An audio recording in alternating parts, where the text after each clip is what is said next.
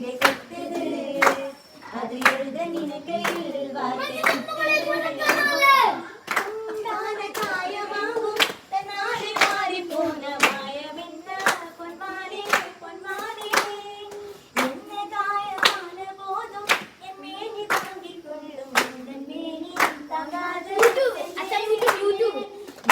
காதல் என்னவென்று சொல்லாமல் ஏங்க ஏங்க அழுகை வந்தது